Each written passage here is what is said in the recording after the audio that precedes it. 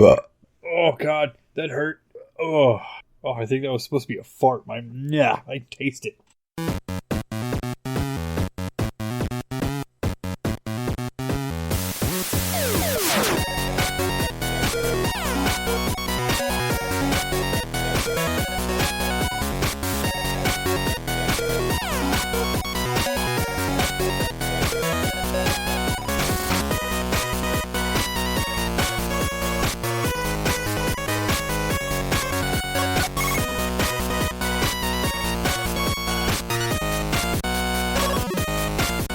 G.N.A. podcast, games, nerds, and alcohol. So here I am alone again. No, I'm joking. I'm not going to do one of those. That was horrid. Besides, I've had way too much shit happen to me lately that it'll literally turn into an episode of like Barbara Walters. So I'm actually joined here tonight by a few moldy oldies. I don't know what you'd call them. Anyway, we got Dee from Microbrew Gamers. How you doing, Dee? Doing all right. Not too shabby. Well, I was hoping you would say you were half left, but all right, I can get it. We got Damok here. Totally right. How you feeling, Damok? I'm still alive, still drinking. Nice. And, I don't know, you probably couldn't hear those fat vape clouds going on, but we got Shadow Fox joining us. Shadow, how you feeling, man? You fucking kidnapped me, you piece of shit. All right, now, first off, kidnapping would constitute that I actually went to your house. Now, we know social distancing is happening. All I did was hack into your computer, turn on your camera in Audacity, and said, hey, get over here. You were, not avoiding me at work anyway. You forgot the robots, Cecil. You did send the robots to sit him down. Well, yeah. It looked like a scene out of Terminator in my house. It was pretty cool. And yeah, there's me, Cecil Xavier. I'm hosting the show tonight. Let's skip over all this pleasantry bullshit. Let's get into what everybody's drinking. Shadow, I know, I saw some Mountain Dew over there. You still drinking the red? Did you expect a change? I know it's been a while, but wait, shit, where'd it go? Here it is. Found it. Nope.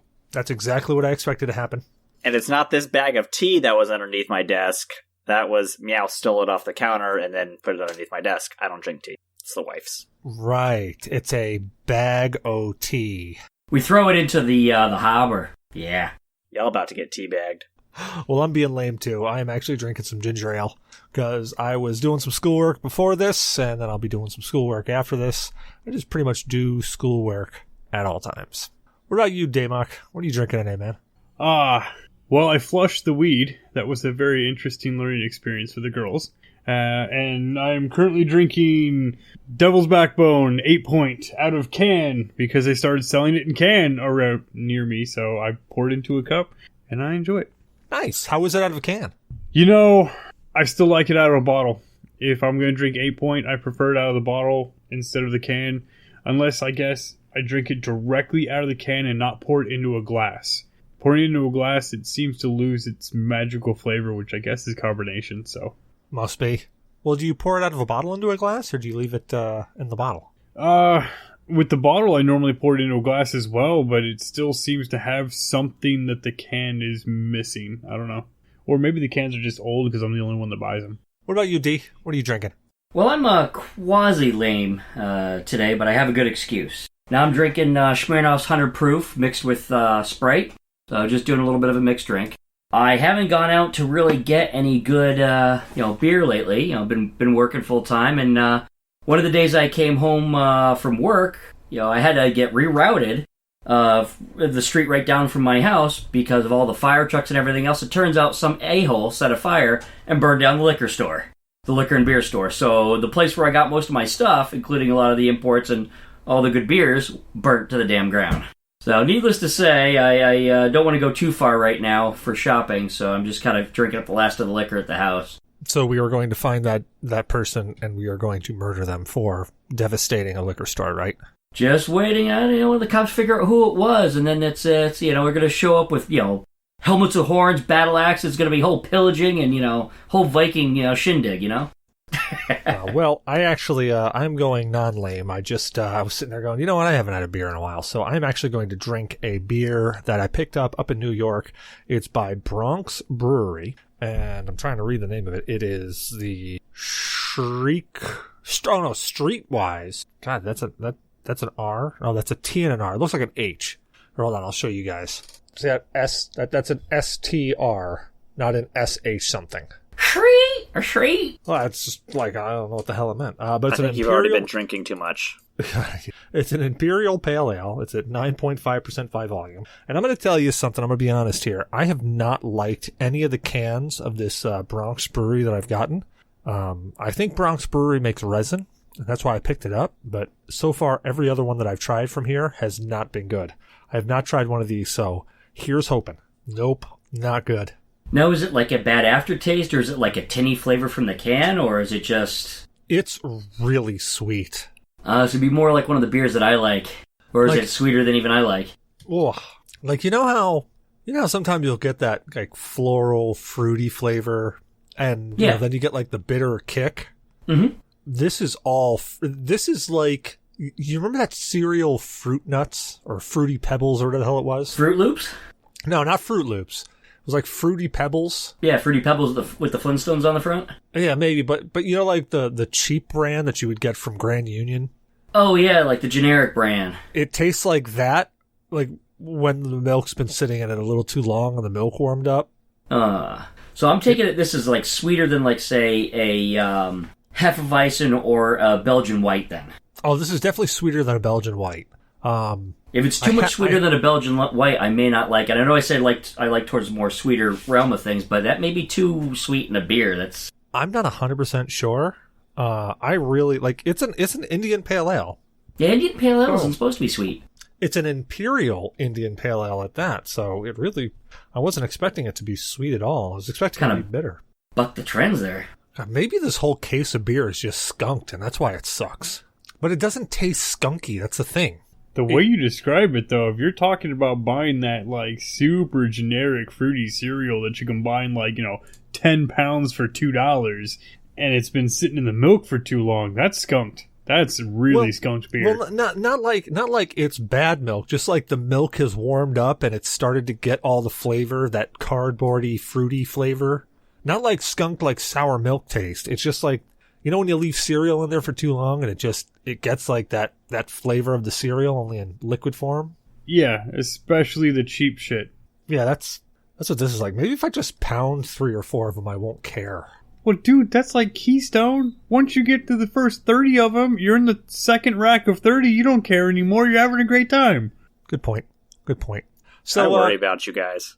So Shadow there, I saw you holding a weapon there. You want to tell us a little bit about said weapon since you're not drinking? No, I do not. I do not want my cats to be shot.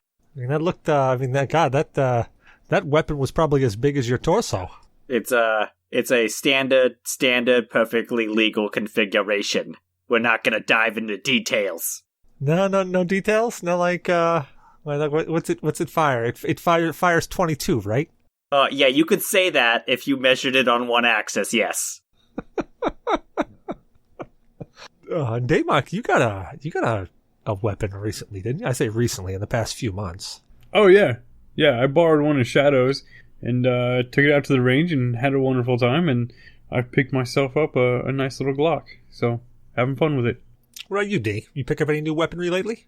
No, not lately. However, I have ordered. It doesn't get here until July 8th, but I did order a new gaming device. $400 gaming device, but it's not a lot of money for a gaming device. It is a PolyMega. What the fuck is that? It's a new system. It's for retro. It is really cool. It already has beta units up, been tested by the YouTube community. Its base unit comes with a CD player and plays about 15 different retro CD-based games. PlayStation, Neo Geo CD, TurboGrafx 16 CD, PlayStation, many others. Sega CD? Sega CD, correct. Sega Saturn, yes, all that. What's really cool is not only can you play any one of those games by popping it in because it has all the emulators loaded for that, and it's a high-end device, but you can capture an ISO image of it, so you can put in, like a collector like me, I've got some expensive games. You could pop it in, let it create an ISO on the system, on its memory, put your game away, and then just play it from that ISO image from here out. So you can put your library on it. And it also has where you can take the top part off, and you have separate expandable modules you can buy for the cartridge-based systems. Like I can get one for the NES, Famicom, and all that, pop it in, and do the same thing with the Famicom cartridges, or NES, Super Famicom, Super NES, and you can do it for the Sega Genesis, and also the Sega Genesis also supports the 32X cartridges as well. And then there's also one right now for the TurboGrafx 16 cartridges and PC Engine. But they'll have some more expandable units for other ones soon too. Actually, and for any one of them, you can capture the ISO, play it from out here on out, and it's pretty soon. They also have a deal with a lot of these companies. For a few bucks, they'll start a service where you can also buy some of these from the company, like from their little I guess website. I don't know. It's going to be on the system. It's going to be like Marketplace, which is down in the line. But you can put your whole library on there and store it. That's actually pretty cool. What's the name of it? And the again? thing is, it's called the PolyMega.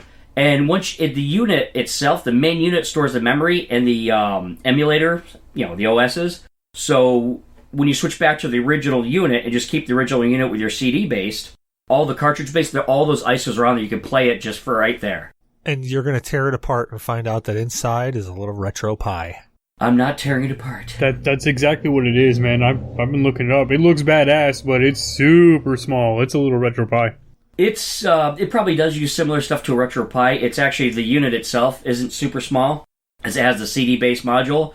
But where it's really good is it's got the high-end emulation that they custom wrote.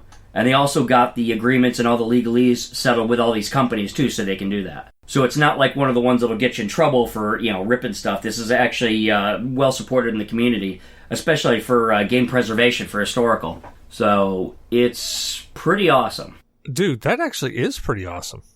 And I would buy that. The main unit has a wireless controller that comes with it that you can use, but with each module itself, like say if you get the other modules, like the NES module will have the connection for the NES controllers. You could hook up one of those to it, like the actual real controllers, or you could use one like the 8-bit DOS type, or the controller that actually comes with that. Because not only do you get, like say, you get the kind of the generic, gaming controller with the main unit, that's pretty much an all-in-one type thing, but each time you buy one of the separate modules, they have their version of, like, say, an NES controller, their version of the Sega controller, but you can also connect the original hardware as well. It also supports all the original peripherals. And remember, if you're listening to this, all sales that PolyMega gets because of the G.N.A. podcast, D will get a kickback from it. I wish. No, it actually does. Oh, also, it does look pretty cool.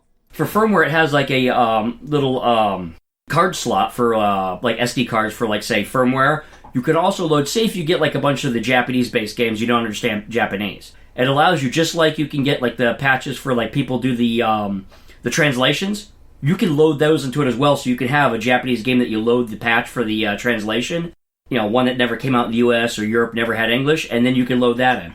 Well, before we get into more news, let's quickly kick into what everybody's been playing, aka State of Games. State of Games is where we talk about what we've been playing for the past week or so, or we just pontificate on how we feel games are right now today. So, D, what's your State of Games? I've actually been playing a bunch of various older Game Boy games on some of my modded Game Boys, so I've been playing around with those. Super Mario Land 2 6 Golden Coins. I've been playing some of the Final Fantasies, replaying them on my Vita before bed, and of course I'm also playing Final Fantasy VII Remake on the PS4. That's the main one.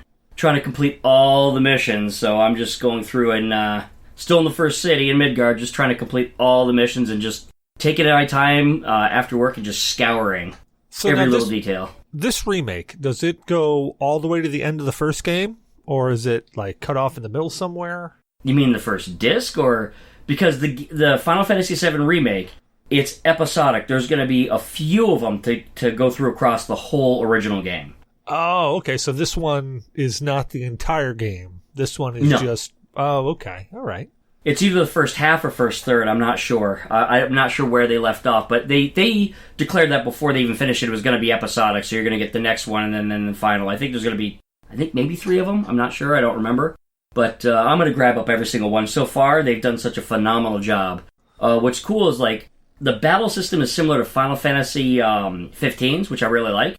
So they updated the battle system, but you can also choose to go to the original, like, turn-based style. Oh, okay. So they really did a great job, and the stuff, the little things they've tweaked and changed, and the stuff they've added in so far, I really like. I think they did a really good job, not just updating it, but overhauling it, and yeah, they've added more stuff, like more to the storyline now. So it's worth, even if you've played the game before, it is worth picking up. There's a bunch of new. They've expanded a lot of things. Yes. You said that you referenced the battle system and comparing to Final Fantasy 15. Some of us didn't play that, but a lot of us played Kingdom Hearts. How similar would you say those are?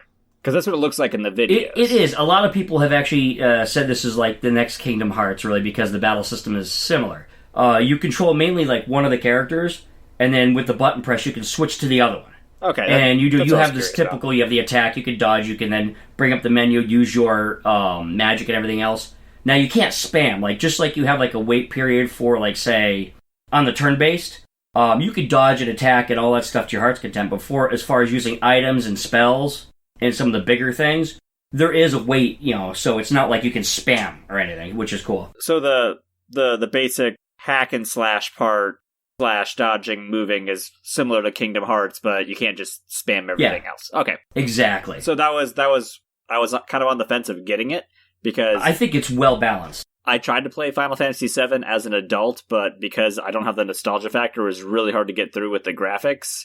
And I don't want just to have a combat system that's kind of broken, but if it's very comparable to Kingdom Hearts, I'm probably going to pick it up then. Yeah, it is. It's very well done. It's very well updated. It works very well, especially with Cloud and the Big Sword. They've done a phenomenal job. And as far as the graphics are amazing. They even included from the original the Loveless posters, too, that you keep seeing reference to. I mean, they did do a good attention to detail. I mean, the first section, the first sector in the game, where you have, like, say, Tifa's bar, it's expanded. It's a little bit different. It's not like the same map, but it's expanded to, like, an actual, like, a piece of a slums or a city. And it still has, like, the core of it, like Tifa's bar right there, but they got a lot more little areas. It's very well done. I'm actually really digging it. Well, I will have to get into that here. I am on the last class for school, so kind of got to focus on that. But I know what I'm going to be playing soon. What about you, Damok? What's your state of games there, guy? I played Ashes of the Singularity quite a bit and really enjoyed that. I tried to play Darkest Dungeon and got depressed and almost slipped my wrist because that game is difficulty even on the easiest setting that you can put it on. We played some Titanfall 2. I played with you and Co for a bit, and that was fun. And I've been playing a lot of Beat Saber and a lot of this fishing game on the Oculus Quest. It's interesting. Yeah, you got a new toy and you've been playing the hell out of it. You would think so, but I'm pretty sure God and Selkie love the Oculus Quest more than anyone in this house, including the teenage girl and the 11-year-old, even though they're on it nonstop as well. So, yeah, I've gotten my time. I get my time at night when everybody goes to bed. But, oh yeah, everyone is loving it. And I really enjoy that it's cordless and they can play in the living room and don't have to use my computer to do it. Isn't that your unit, though? My unit? I didn't buy it. Oh, you didn't buy the Quest? I mean, I put in some money towards it. The 11-year-old has a very well-off individual in her family that sent her, a little over $300 for her birthday. So she was like, "Hey, this is what I want." I was like, okay. It'll be a family thing. I'll pay for it and use some of your money, and yeah. Yeah, they're about $600 or. It's $400. We got the 64 gig one, nice. So she paid for most of it, but that's going to include some of the games. I'm not going to make her pay for everything, but she hasn't asked for a specific game yet, so I don't know. Well, my question, have you played Elite Dangerous with it yet? No, I just got the cord to set it up, which is right here, and it hooks it to my computer. I paid $20 for the cord. It finally came in after like 3 days because there's no 2-day Amazon anymore, which makes me sad. But it came in, I hooked it up to Steam. I did play the lab, the little weird Steam demo thing, and that was really cool. I tried to launch Elite Dangerous with it, but because Elite Dangerous launches in a third-party thing, I'm going to have to look up how to properly launch that. What's really neat is, in the labs, I mean, it's still scientists are playing around with it, or technicians, whatever, for these companies. They've actually started to create a material that can feel like almost skin-like that they can send like sensations through. So like say for the VR, soon you'll be able to wear a bodysuit. Oh, we know where Porn sales are going to go through the roof. Nope. I'm not doing any of that. VR is... I mean, there are some video games that I've been sucked into, but there's nothing like VR that gets you sucked into it. And we get not that the Quest is shitty, but it's it's got a Snapdragon processor that's running it. It's not the high-end stuff. Dear God, even the cartoony games, I'm wrapped up. That is what is going on in my life at that moment. I am there. Really enjoying it. I did get to play the demo with the Oculus when they did the whole, like, say, running from the dinosaurs in the museum, and then there was the cliff, climbing and everything. It was pretty neat. It's pretty neat. So, when are you going to play the Resident Evil VR game? Nope. No. I'm like, I won't even play the Five Nights at Freddy game, man. That shit is not happening. No, I don't like, like I said, when we're talking immersion, it's got these little, I don't even know where the damn speakers are, but it projects them pretty well into your ears, so you're completely absorbed. Get some good earbuds like we have, pop them in, can't hear the world around you, you're totally sucked into it. I'm not playing a game that's going to make me jump because I'm going to flip my shit, forget to rip off the face mask, and face plant into something hard. Cecil, you've got to get him into the Resident Evil, and I promise, if you bring me there when he's doing that, I will bite him. Let's, at some point, swap out the controller for a real firearm. Oh, yeah. That will be real good. You're I played a little bit Shadow. of Super You're Hot, a man. dick. Try and play Super Hot. Have you got? I don't know if anybody played Super Hot. No? Okay. So, Super Hot's that really time momentum game where you have to, like, bullet dodge, and it's all about if you move, time accelerates, but when you stop, time is frozen, so you can really plan your moves. Well, they have that in VR, and oh, God, man. That one is like, we're pulling Matrix stuff. Like, I'm bending over, practically breaking my back in the living room so that I can dodge the one bullet that's going to graze me so that I can pick up the ashtray and chuck it across the room at the guy. It's a lot of fun. I want a Tron racing game in VR. That'd be badass, like you're in the movie. All right, so now my question, since we're talking about VR, who do you think is going to be the first one to stream VR games? I already did. You stream? No. Not stream as in like Twitch. I mean like, Stadia, NVIDIA GeForce Now. Oh, GeForce Now. Do you think they will be? So, I mean, I don't want to break it on the news section too much, but after NVIDIA's huge announcement today, yes, absolutely. NVIDIA's leading the fucking charge, and everybody's going to get their hardware after they've already set theirs up. Because, Google's got a lot of money behind them, but the Stadia, nobody's digging. Nobody really is excited about that or digging it. No, I was baiting Damok there because I know it's in the news feeds. Oh. That's excellent masturbating. That's masterful baiting. No, I am a master at baiting. What about you, Shadow? What's your state of games? Since you haven't been on for a while, you can go back as far as you want. I know, so it feels like I'm probably just going to go on to a topic that everybody's probably talked about in like the last 3 months-ish? I don't know. Both games I've been playing were actually released on the same day, but I got them at completely different times. It was the polar opposites, Animal Crossing, and Doom Eternal. Those are not opposites. Those are the same fucking game. They are crossbred into each other. Jesus Christ, watch YouTube. They are the same game. One you kill demons, and one you just don't kill anything, despite wanting to kill that stupid-ass bunny. So, let me start with Animal Crossing. So I'm still playing Animal Crossing daily because it's a game that works best in small doses once you hit a certain point, and I've hit that certain point. So I'm just doing like the daily fossil dig-ups, my harvesting of fruit, and catching a few bugs if the time of day is right, and then, doing the stock market. But overall, love the game. I played New Leaf on the 3DS, and I think the Switch version is excellent. I really wish they would have put in some more of the quality of life improvements that were in the last one. The last one had, damage meters on tools. This one doesn't, but they can probably patch that in, because they look like they're going to support this one for quite a while, so that'll be good once they do that, instead of me having to carry around 2 of everything, because I don't know how much longer my butterfly net has, and I need it for things.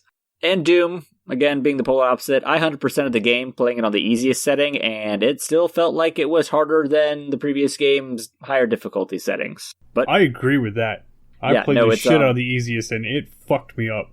So, one of the biggest things that I didn't care much for in the game, and whatever, the storyline is thin enough, or just thick enough to progress reasons for you to kill everything, but they just kind of dump you into the middle of a story that's already occurring and don't really explain much at the get-go, and it sucked because my wife was trying to ask me what the hell was going on, and I had to respond with, I don't fucking know. All I know is I'm here to kill things. But it plays out well like that. But the biggest change from the last one was, in my opinion, a reduction of ammunition available. First of all, they took away the handgun, which at the beginning of the game is actually super useful and it's great for one-shotting. But ammo is just, you burn through it way faster now. They're really forcing you to move in this one. And that was an adjustment. But I think that was counterbalanced by the fact that they took away what I perceived in the previous game of you basically had to match the weapon type to what you were killing so you didn't waste ammo. Because like the HP scale was just across huge spectrum in the previous game. Where I'm not wasting my good ammo on these weak little shits, but this game, you could put down anything with anything. It's gonna cost a few more bullets, but yeah. They very much specifically in Doom Eternal matched ammo to very specific enemies. I mean, and that's how you down them quickly. There's a preferred playstyle, but I think compared to the last game, you tried to use the assault rifle or the heavy rifle against a Baron of Hell. You weren't getting anywhere. You do it in this game, it's not the end of the world if you don't swap a weapon like it was in the previous game. That's just, again, my opinion. Okay. Numbers could probably back this up, but I think they definitely balanced the weapons a lot better this time around. Because it felt like in the last game, once you got a newer weapon, it was, you only use that against the strongest stuff. So, that's just a my opinion thing, but somebody could probably look at the code and see if that's actually a true statement or not. But yeah, no, that's I'll give my you game. that. I've played the shit out of Doom Eternal and really loved it, and I had to watch other people play it because I was like, man, I'm just not doing good at this game at all. Even on the easiest setting, it was whooping my ass. So and that final level, spoiler alert, that final level in the right before you fight the final boss, but like that office tower that you get into, there's the lower level fight with 3 super heavies, and you're like, okay, that was fucked up, whatever. But you get higher up, and then it dumps like 6 or 7 in there. Also, Marauders suck. Everybody agrees with me. Agreed. Great game, man. I really love Doom Eternal, but they really did do a lot more with the bullet mechanics, as I was doing spray and pray and getting nowhere in the game. But then when I started switching, like, okay, I need to use the shotgun with the sticker grenade attachment to take out the floating head things, because I can one-shot them that way and then rip them that way and move forward. They really, I don't know. I guess after a couple hours of play, I found a really good groove. And I was stomping through it for a while until you encounter something that's just a goddamn bullet sponge. Hell Knights. I mean, yeah. I think you are right that they definitely designed it to match up specific weapons to specific enemies, because there's definitely an effectiveness thing there. But also it's just so frantic. I legitimately think that's probably why they did it. It's so frantic that swapping weapons constantly when you're being swarmed by like 5 different types is not productive at all. Like there's a couple of fights. The UAC complex, that weird, like, kind of like fancy Japanese-style dining area, there's 7 or 8 different types of enemies, and they never stop. You end up killing, like, 100 to 200 demons just in this room. And if you're continuously swapping... First off, you're out of ammunition for everything, like, 10 times, but whatever. And the chainsaw recharges at least 1 charge by itself. I didn't realize that until, like, the last mission. I was like, oh, that changes up the gameplay. That's a huge part of the gameplay. I just assumed I always got lucky and had 1 more fuel line left. And then I realized it was recharging. Don't judge me. I'm pretty sure that's how they leave it so you can get ammo. Yeah, because at first I was like, what the hell? Well, so you run into the problem where the last thing left is a medium enemy and you can't chainsaw it, and now you're just like, I can't kill it. That's battle management. Oh, I guess one more thing for State of Games. To my knowledge, Halo 2 dropped this week. I should probably check on that. So I'll probably start playing Halo 2 this weekend. Yeah. Nice. Well, my State of Games, I've actually, I've been forcing myself to, just because a lot of shit's happened over the past few weeks, so I've been kind of forcing myself to kind of step back. And since I have so long, I have like 15 more weeks that I can utilize to do this last class. So I'm taking a step back and taking a little time to relax while still focusing on the books, but I was able to play some Titanfall 2 with Damok, as he said before. I actually got the Sierra 3 bundle off of Humble Bundle, and I've been playing a lot of the old adventure games, Space Quest, King's Quest, Quest for Glory, all those fun ones. I actually picked up, and you know what, I should probably look up the name of this game because I've already forgotten it. But it's a retro style horror game. It's really weird. It's like the old retro. That's why I describe it as like wizardry, only more. Hang on a second. I think I figured out why they made Doom Eternal harder. Remember that joke about the like your favorite survival horror game, and I was like, oh yeah, Doom 2016, and Cecil was all like, that's not a survival horror. And I'm like, it is for the demons. I think that's why they made it harder, Damok. Could be. The game I was talking about is called World of Horror. And it's a game preview. It was on Game Pass, and it's a retro. It's really like it's old 8-bit graphics, and it's interesting. It's fun. It's actually genuinely fun. It's very, very old school, very slow paced, very methodical. Makes me think of the games I used to play when I was a real young kid. I also jumped on and played a little State of Decay 2 with Co.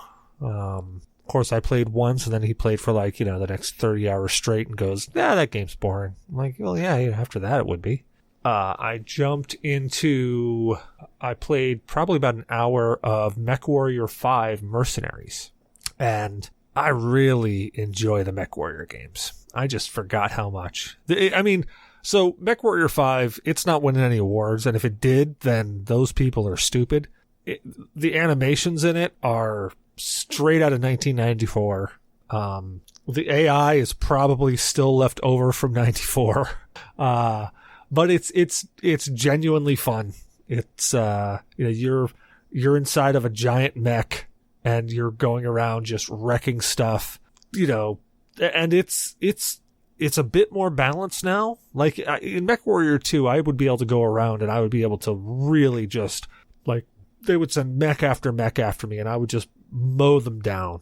This, they've really made it a lot more difficult. They do just as much damage as you do, and I'm sure that they probably did that in MechWarrior 2 as well, but like they're friggin' snipers. They're snipers. Just as long as they have better response and controls than fucking Steel Battalion.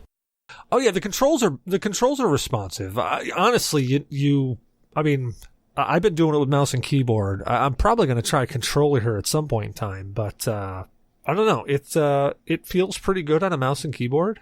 I would imagine if I had some sort of Joy-Con or some sort of joystick, I guess, that it would be better. But it's fun. It's definitely fun. It's a lot of it brings all the things that you hate about micromanagement into maintaining a giant mech. Because, man, it sucks when you go into battle and you're like, all right, I got this. And then next thing you know, well, that rocket took off my arm. Wasn't prepared for that. I guess I'm just going to have to laser beam this thing to death. It's fun. It's definitely fun. I've also been playing a bunch of guitar. Not really a game, but I've been playing a bunch of guitar. I've been learning Breakdown by Tantric, and my daughter wanted me to learn Let It Go. So I've been practicing Let It Go on guitar. How was that going for you, honestly? I was first looking up, I first looked up sheet music for Let It Go, and that was a bad idea because there's a lot of friggin' instruments in that, and like that's a hell of a song. So I was figuring, all right, let me pick like one instrument and I'll play that, and it doesn't sound right because that's all the instruments together to give you that melody.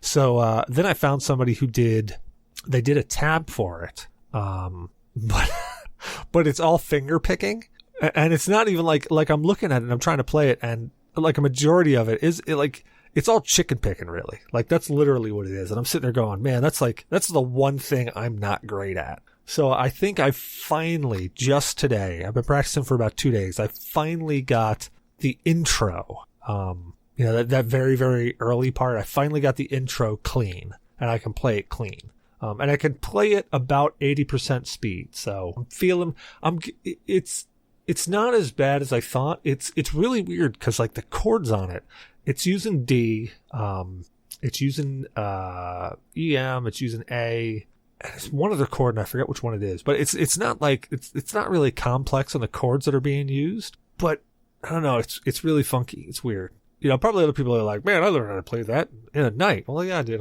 I don't play guitar like, I doodle. I'm not up on stage or anything. But it's been entertaining trying to figure it all out. Yeah. I want to hear that later because that song, man, why you picked that one, that's a big Disney song. Of course there's 500 instruments and all 90 professionals playing them at one time. Yeah. Bot wanted me to play it. She's just like, and I'm going to be using it as leverage. So I'm going to learn how to play this, but then I'm going to force her to learn how to play Stairway to Heaven on her flute. So then I'll play Stairway on the guitar, and she'll play it on her flute. I'll play Let It Go on the guitar, she'll play it on her flute. I'm using it as leverage. Oh boy. Yup.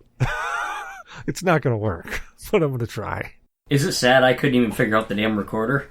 The name recorder? No, I couldn't figure out the little basic instrument you give to people in fifth grade. The recorder. You couldn't figure out the recorder? Yes. Actually, I saw... Oh, Christ. So I've been watching those Hot Ones. Shadow, have you watched any of those Hot Ones where the people are playing or they're eating hot wings and having an interview?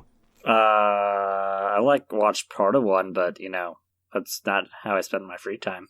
I watched a bunch of those with my buddy Matt while I was over in Germany. Oh God, have they been out that long?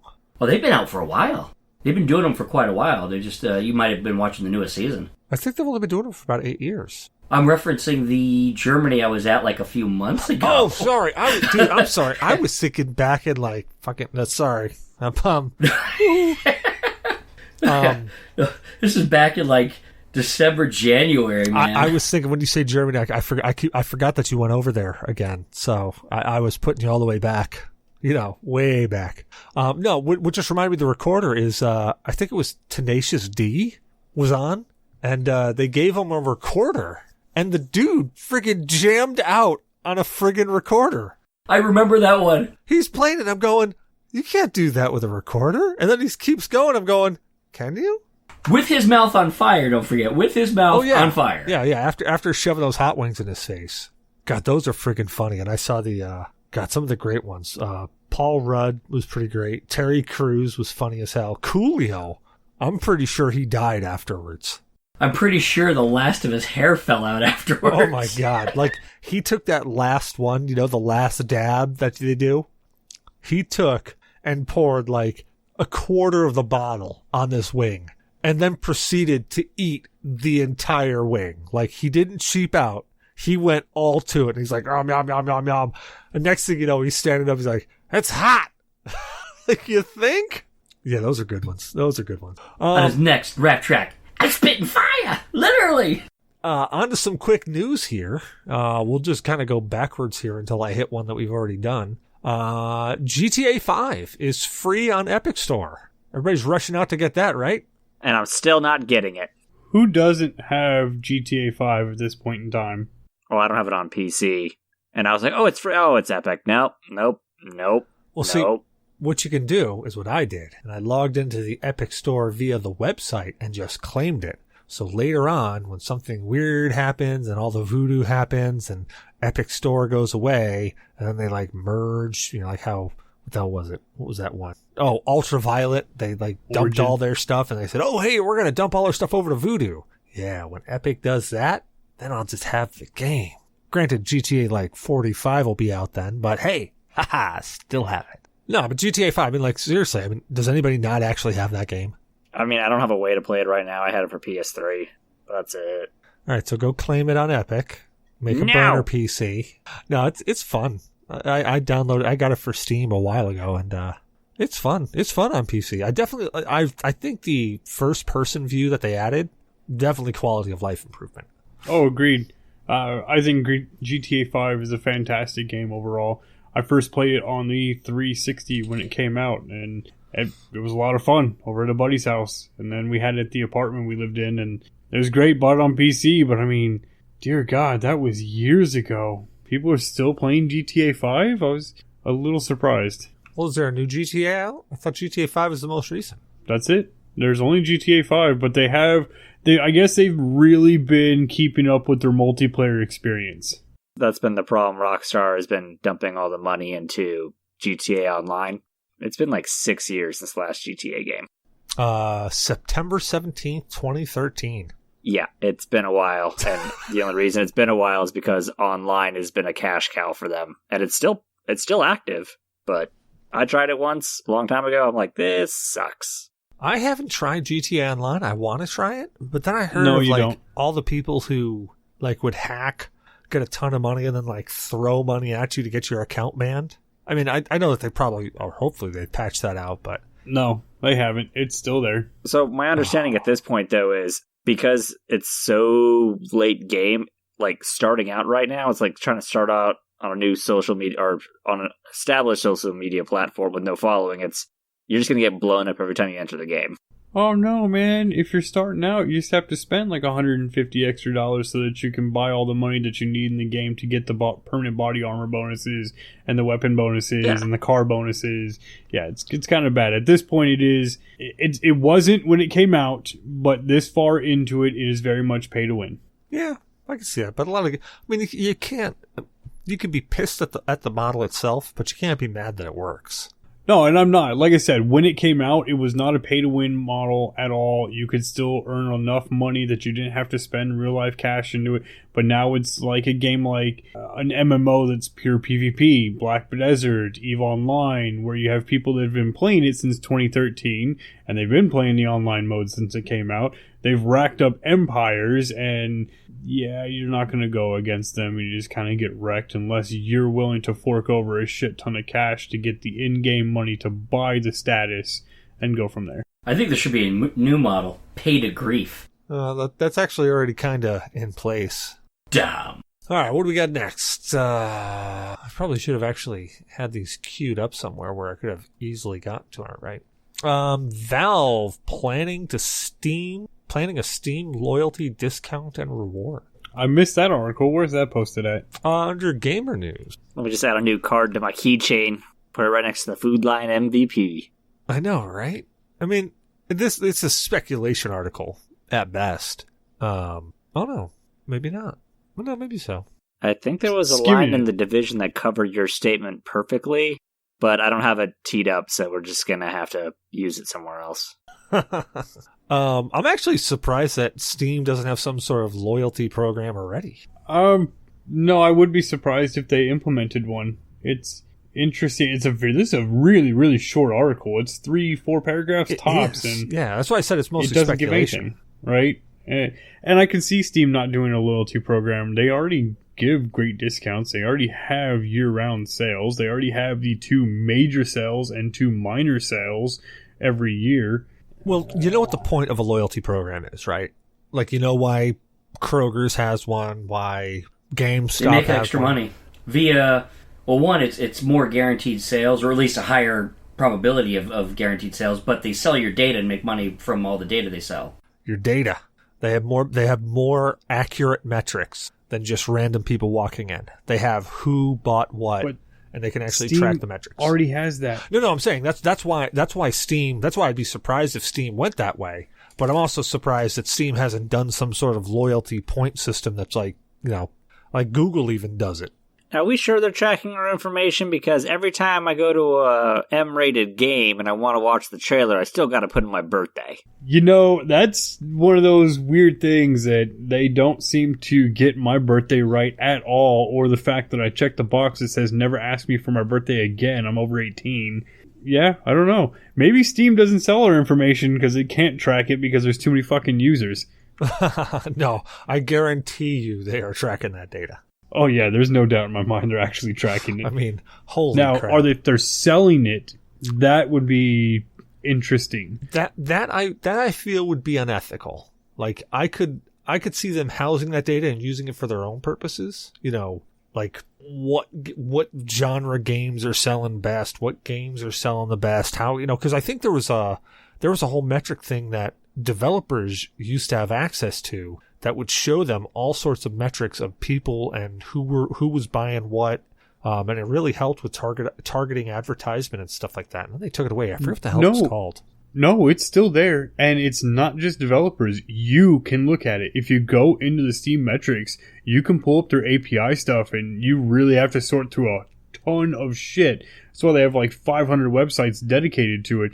You can see the metrics. Now, all user data is anonymous when they're uploaded via the API that way. But what they were seeing, it was showing, look at the hardware metrics. Even if you opt out of them, they do a quick scan. That was the big thing where Epic, with the Epic Game Store, when they were attacking Steam because they were scraping information from Steam off of your computer so they can get your metrics off of it. It was getting really shady there for a bit, and then they had to stop doing that. No, there was an actual tool. There wasn't just like that API dump. There was an actual tool that they had, that developers had, and they took it away. and they may have given it back. Sorry, almost all companies, though, sell the data to advertisers at least. They counter them as business partners or business necessity. They have it some vague legalese term that's in the user license agreement, but they oftentimes sell it right and share it with other advertisers. That is true. A lot of places do that. I'm not sure if, I would assume that Steam does, but I have no proof either way. All I know is that Steam gives me enough spam that I don't think if they were selling my data to somebody else, pretty confident I would have a shit ton more spam. Yeah, agreed with that. And my list would be custom instead of just thrown at me. Like, I bet you all your guys' top sales games are the same as mine. I bet you all your top recommendation games are going to be the same as mine. They slap it together. But you are right. There is a separate add-on for it, and it's called Steam Discovery 2.0 Analysis. And Valve shares a lot of metrics that way to developers. Maybe that was it. Yeah, I knew there was something that it was like a very specific program that developers got.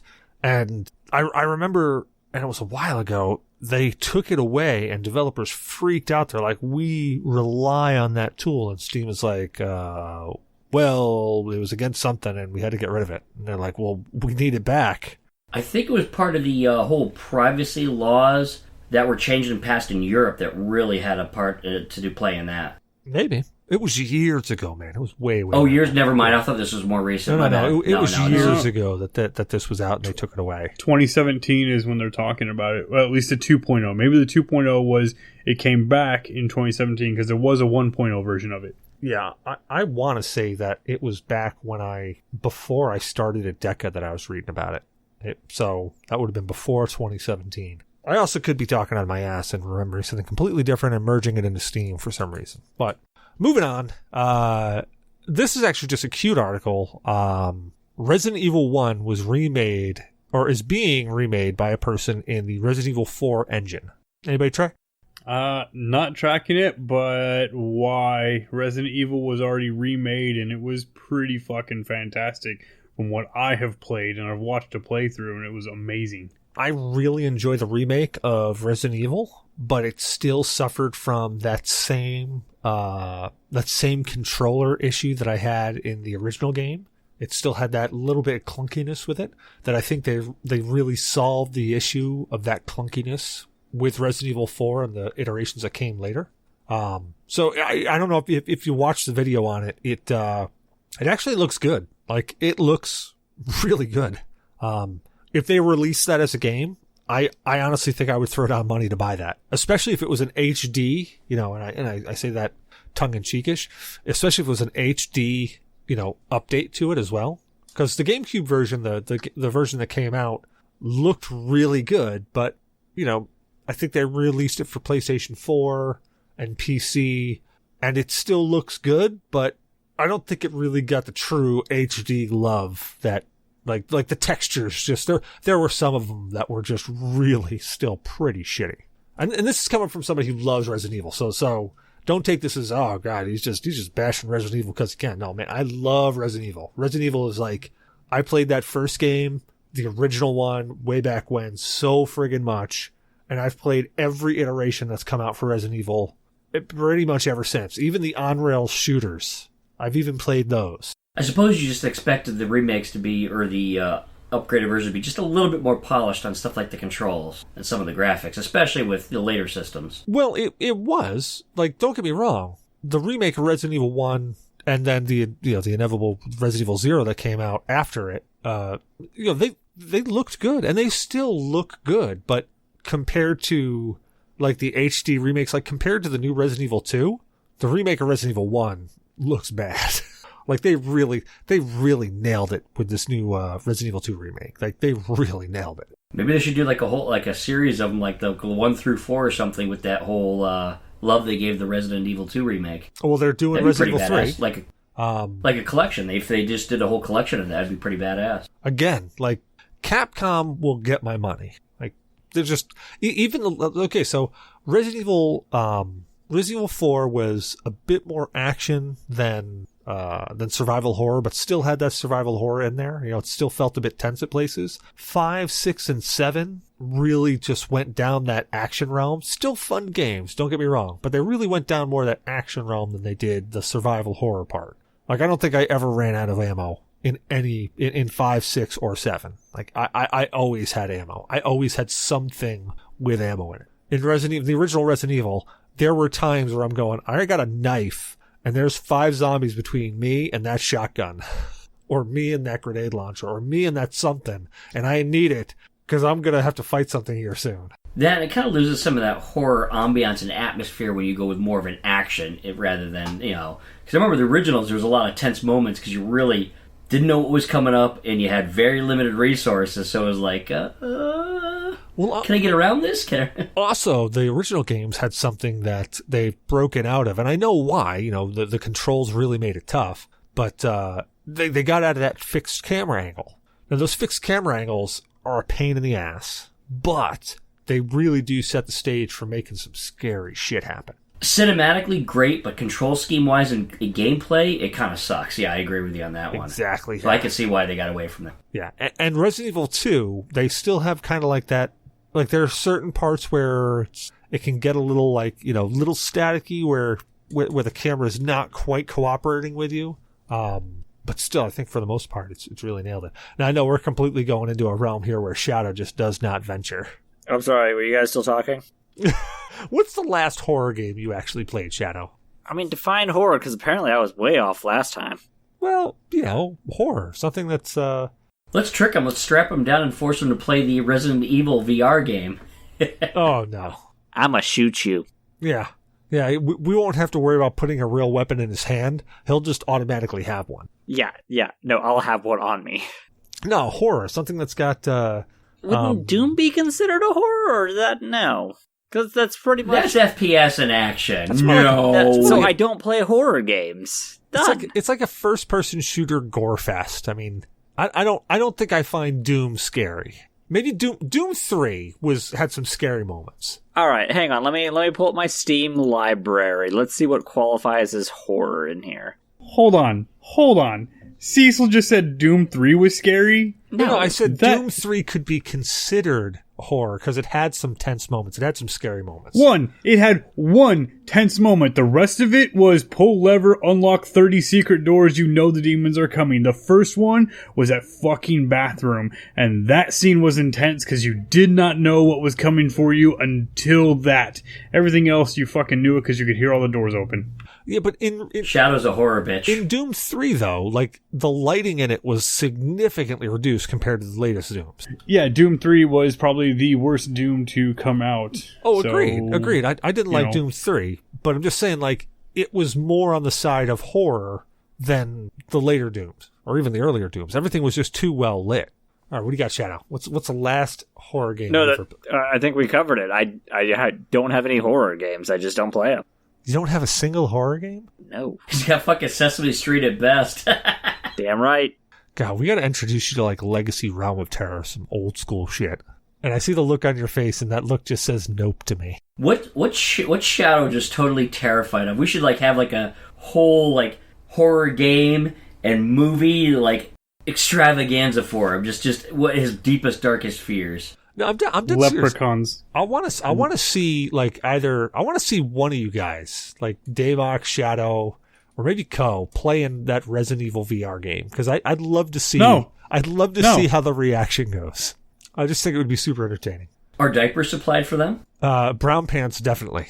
No, dude, the kids have played it and they've told me it scared the shit out of them, and these kids play these super jumpy games, and I'm not doing super jumpy games. I don't like jumpy horror games. Oh, boy. All right, so what do we got next here? Actually, Damok, you posted this. They are going to live stream Stonehenge's Summer Solstice. Hell yeah, for the first time ever, they're going to live stream that shit, and I know that Cecil has gone to the Winter Solstice, and I bet it was amazing, and sadly, no one can go to it right now because of COVID-19, so they're going to live stream it. And that's phenomenal, man. I'm super excited to watch that. I would love to go and see it in real life, and hopefully in this lifetime I get a chance. But yeah, I just want to watch the live stream, and it'd be great if it was in VR too. I'd put that headset on in a heartbeat. I'm stoked. My question on it is, so during the winter solstice, they had all sorts of different priests and priestesses there, and they did literally every type of, God, every type of prayer or every type of ritual. I mean, dude, they were doing rituals from Japanese culture to Malaysian to Philippines to Celtic to Germanic to American Indian to Alaskan. Oh, so they had all the what's considered the broad category of pagan religions? They were they were also doing Christian and Catholic. They were doing like nothing. Wow. Nothing was left out. Wow, that's pretty amazing. That's pretty awesome. Well, that's why I was so impressed by it, because when I got there, I really just expected, that typical Irish Celtic pagan type. Yeah, thing. that typical pagan religion that you have in your head. the Celtic, the Druids. Yeah, that type of thing. But they literally and they weren't even. So here's the thing that blew me away on it.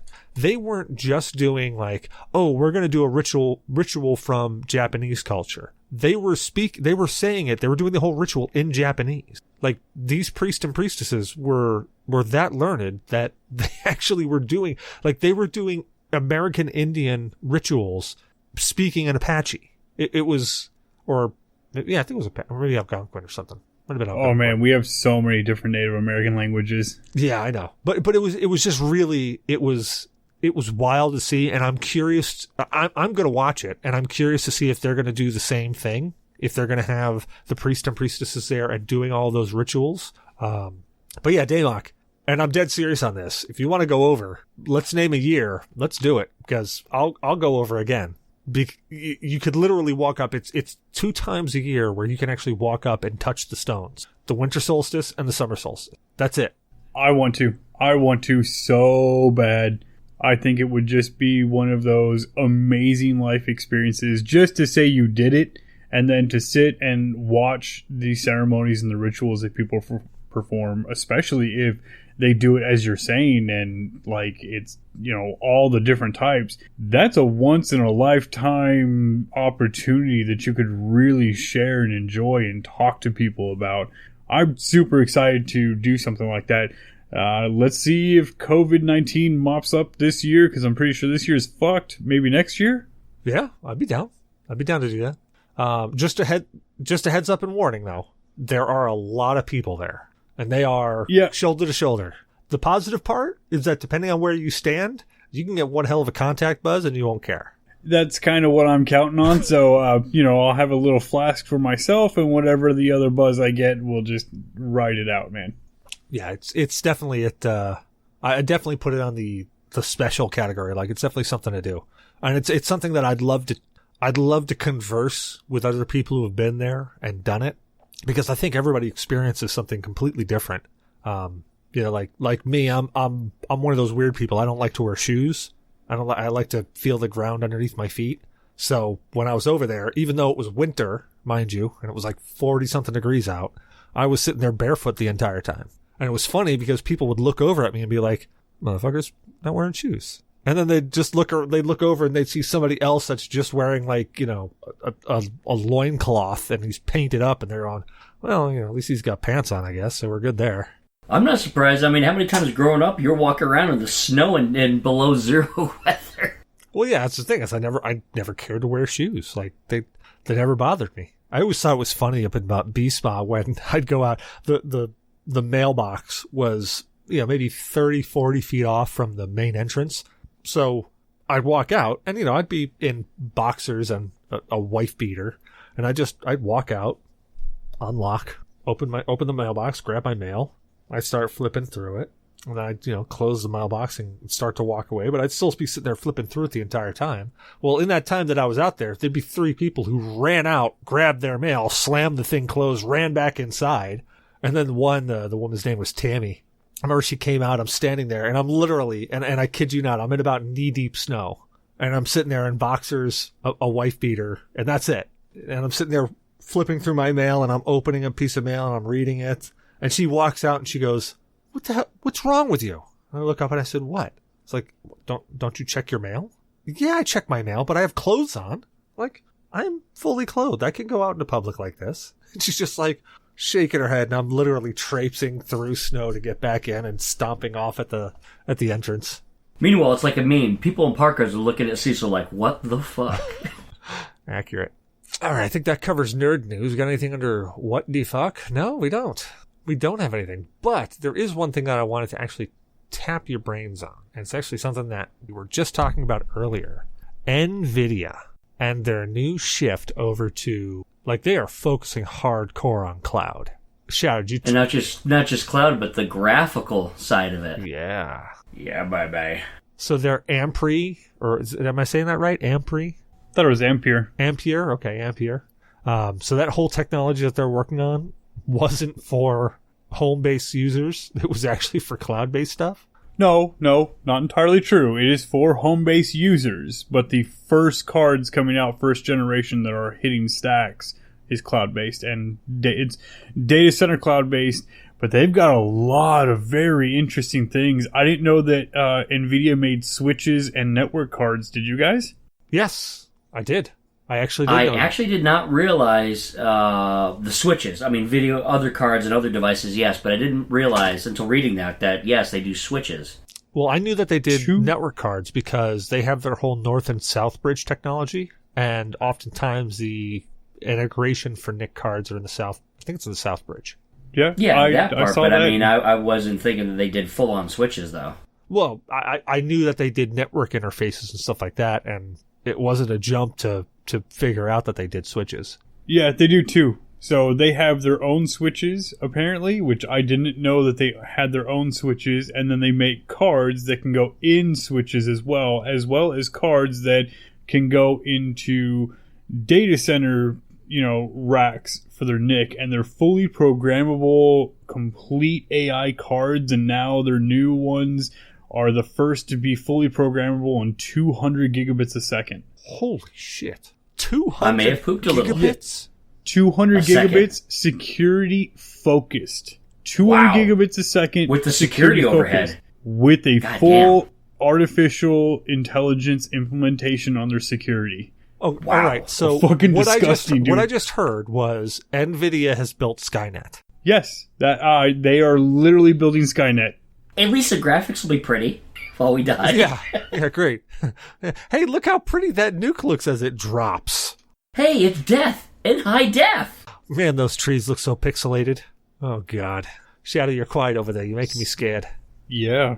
It's NVIDIA. NVIDIA do what NVIDIA do. Which I actually had no idea that they made switches. In fact, when you guys were talking about it, I legitimately thought you meant like the fact that NVIDIA made the chipset for the Nintendo Switch. I'm really tired as well. Isn't a Nintendo Switch just literally all NVIDIA hardware? Yeah, essentially. It's a tablet with a Nintendo ROM on it. I thought it was Snapdragon processors and all of that, all from Qualcomm.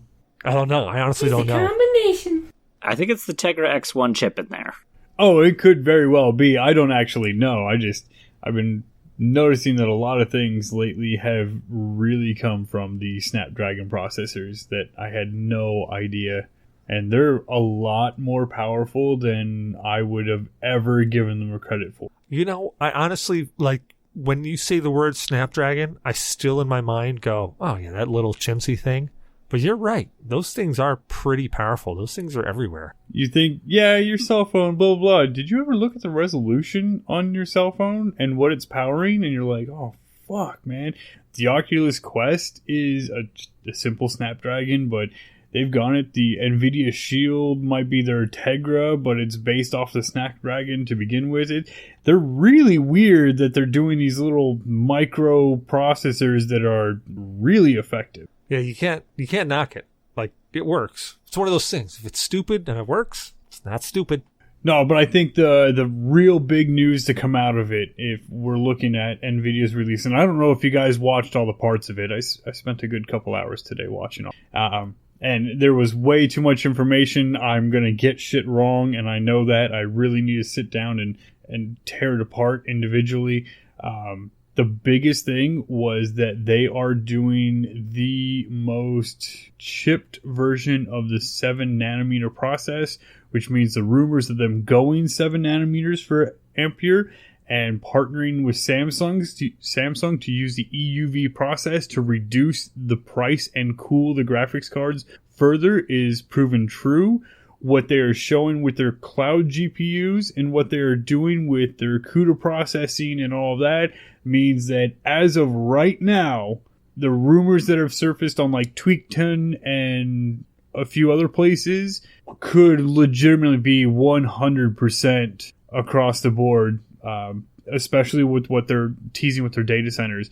But yeah, they really went cloud-focused for cloud-focused gaming, and their biggest announcement as far as the cloud-focused was that Microsoft is on board, Amazon is on board, Google's on board, and they mentioned like 10 other companies that I don't even know that do cloud computing, and they're all on board with making changes to incorporate the new NVIDIA cards in there, which, man, we could see Stadia get a huge improvement. We could see GeForce Now really leap over Stadia, especially since over the past couple weeks, I don't know if anybody's been paying that much attention to them. They've been gaining games, and they're announcing it. They're gaining 25 games this week. It's 57 games the next week. It's 10 games the next week. It's pretty good. They are doing a great job at making sure that those games that they're getting, because all that bad publicity they got with 2K dropping out, these people dropping out, these people dropping out, they've really focused on their advertisement to make sure to show, hey, we're getting these games. We're getting these games. I think they've done a great job, actually,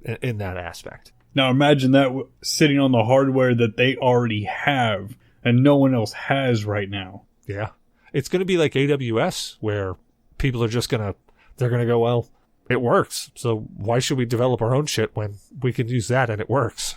Very true. Actually, Very true. I want to bring this up since I literally just got an email on it. If I'm reading this correctly, it looks like Humble Bundle is going to start their own indie publishing label called Humble Games. Cool. Yeah. Maybe we should try to get on that and develop a cool indie game. We should. We absolutely should. We can call it the G.N.A. podcast. And all we do is get drunk and publish a podcast that literally I think we only us listen to. We should get drunk, try to do a podcast, and fight each other. It would be like a brawl game, a podcast simulator. Oh, dude, we could do that. It'd be like, Damok versus Cecil. Fight. Damok's power is getting really drunk and not feeling the punches, so he takes less damage. Exactly, damage resistance. Little survival horror level for the fart funk, the green cloud that hunts you down. Oh, yeah, that would be D. D gets out there like chaos. He goes to flip over and throw a fart at you, ends up pulling his back out, and ends up losing half his health bar in the process. But you do die. Shadow just, does shadow things and disappears for a while and then comes back. Yeah. Shadow just vaporizes, then comes back and he's got an AR-15 in his hand, and you're like, where did that come from? I already have it. Remember the first Ninja Turtles? With the foot, the little, the smoke pellets? Ninja vanish! It'll be Shadow pull out his vape pen. Ninja vanish! Giant vape cloud. Yeah, I can see that. Oh, God. You gotta talk about it, dickhead, because I want to talk about it. We could talk about it later. Oh, hold on. I just got it. Blue, with his special move, he'll just literally call like 400 or 500 of those Mr. Me Speaks that just come out and just wreck the opponent. Oh, that would be just like the episode where he's like, protect me from the law. But they can't be blue. They have to be the wrong fucking color. The Kirkland brand, which is the Costco brand. What do you want? He stole all my B6 except for the freaking off-brand Kirkland ones. Don't buy Kirkland brand toilet paper, man. My butthole's been hurting for a while.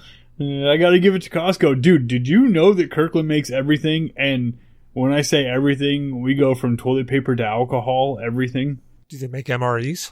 There were meals that were prepped for that were Kirkland brand, but I didn't buy any, so I don't know how good or legit they are. It'll be like Tremors 2. Oh, man, this tastes like toilet paper. Bert. Or no, what the hell is his name? Fuck, I forgot it. He's like, that is the toilet paper. I'm not allowed to talk about Tremors in this house as much as I love every single one of those movies, and I really wanted that TV show to come to light. Everyone else in this house just fucking hates it. I feel like they were denied critical information. Need to know information. I felt some tremors, and then Cecil's dad had to snake the drain. Yeah, he did. Well, here's the last thing I wanted to mention before we close out here. But I don't know if you guys looked under Generally Geeky. Have you guys seen the movie Underwater yet? It's on your Plex server, Damok. Dude, just because it's on my Plex server, like, I think the other day I just added like 19 movies from the 80s that are all teen movies and like a whole bunch from the 90s. Doesn't mean I watch all of it. Well, Underwater, actually, it's a pretty good horror movie, to be perfectly honest. It was genuinely fun. Like, it kind of reminds me of old, like, Leviathan with a touch of the scarier moments from The Abyss. That claustrophobic feeling of Alien. I know, it's pretty good. Anyway, in What the Fuck News, in Generally Geeky, not What the Fuck News, there was a post and something I missed. But the captain in there, when you go and see the captain, he's got his arm in a sling because something bad happened to the underwater station they were on. I'm not spoiling anything, and that literally happens in the first 5 minutes of the movie. But he's got a seatbelt as a sling, and on the seatbelt itself is actually a Weyland-Yutani logo. So it's either they were trying to tie this movie to the Alien franchise, or they were just using a nice little Easter egg to see if anybody picked up on it. I'm leaning towards the latter, but I thought it was kind of cool. That is pretty cool. That's a neat little detail. It really is. Now, did Weyland-Yutani make submersible vehicles? Oh, they did only everything, spaceships? dude. Like, they were, See? canon-wise, they were in everything. Could be a shitty tie-in for fun, or just, a really good Easter egg. Either way, I smiled when I saw it, because I'm a huge Alien buff. I've loved that series for the longest time. But I thought it was a cute nod. Well, anything else? Anything anybody wants to bring up before we close out? Shadow, you keep being regular and then blurry and then regular and then blurry. It's driving me insane. Yeah, I know. We're just gonna have to close out, man. I know what you're talking about. He's not getting blurry for me. How much have you drank? Yeah, how much did you drink? Also, I gotta figure out a fix for that. Not your drinking problem, because that can't be fixed, but the camera itself. What about you, D? Anything you want to bring up before we bail out? No, I'm good. I kind of brought up the PolyMega earlier, so I urge you guys all, they got their own website up, I urge you guys all to take a look. On YouTube, a lot of big YouTubers have already reviewed it, given their thoughts. I definitely recommend everybody take a look at it. If you like preservation of games, or you don't want to just have, like I do, a huge collection, you don't want every retro system hooked up, because you don't have the space, one system kind of do it all in one. One ring to rule them all. I did look into that, and I really want to talk to you further about it because it seems like it's going to be $1,000 investment minimum. Well, we can get to it after the show. With all the pieces, parts, and an extra controller right now, a little over $800 if you wanted to get the full shebang, all the extra components and some extra controllers. Yeah. Well, on that note, Damok, where can people find you at? I exclusively troll the G.N.A. Discord, so you'll find me there, and yeah, I'm pretty good at getting rid of people lately, so we'll see. Shadow Fox, where can people find you at, man? They won't smoke one out. What about you, D? Where can people find you at, man? Well, digging up all these holes to all these big holes to store all the bodies that Damok keeps creating, god damn it. So probably out in the field. People can find me on my website, microbrewgamers.com. I've got my own Discord, microbrewgamers, as well as I'm usually on the G.N.A. podcast. I've got my own YouTube channel, Twitter, Instagram, Twitch, but I'm usually most active on the G.N.A. Discord and on my website. Very nice. And I'm Cecil Xavier, your host. You can find me on Cecil vs. Games on Twitter, Cecil Xavier everywhere else, Ustream, Mixer, Twitch. I'm freaking a place else, but yeah, you can. If I'm not there, let me know and I'll get there. I'm on all the Discords too. I actually think I left a Discord finally. I actually left somebody's Discord. Like I was just like, God, I never talk here, and it's kind of boring, so I'm a bail. We hope you enjoyed the show. G.N.A. Games, Nerds, and Alcohol. Don't forget to rate, review, and subscribe on your favorite podcast app. Reviews help people find the show, so if you enjoy listening to us, let other people know. You can find us on iTunes, Google Play Music, Podcast Addict, Player FM, Stitcher, Spreaker, MyTuner, Your Listen, Spotify, iHeartRadio, and a whole bunch of other places. If we aren't someplace, let us know. We'll upload there. You can also follow us on Twitter or Facebook by searching at G.N.A. Podcast. You can also join our Discord chat. Just see the pinned tweet. We do a game show night every first Saturday of every month on Mixer at www.mixer.com/G.N.A. podcast. Join us every Wednesday night at 19:30 Eastern Time on cast.gg for Anime Night, hosted by Blue Shark 45.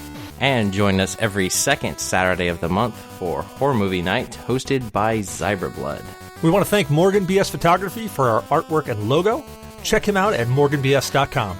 And please email us at GNApodcast@GNAinyourdNA.1 with all your questions, comments, or death threats. We would love to hear from you. And last but not least, please be sure to check out our website at www.GNApodcast.com. The only thing that we don't have is that website. Is that a hint? I should be building a website? I can't yell so. Not quite in PolyMega. It looks like it's going to be $1,000 minimum, big guy. I'm looking further into it. It looks fucking great. Don't get me wrong, but Nvidia is going to come out with a 3080 Ti. Doc. I'm trying to be quiet. I'll buy that too. Have a great night, guys. Bye-bye. We're great now. It was fun.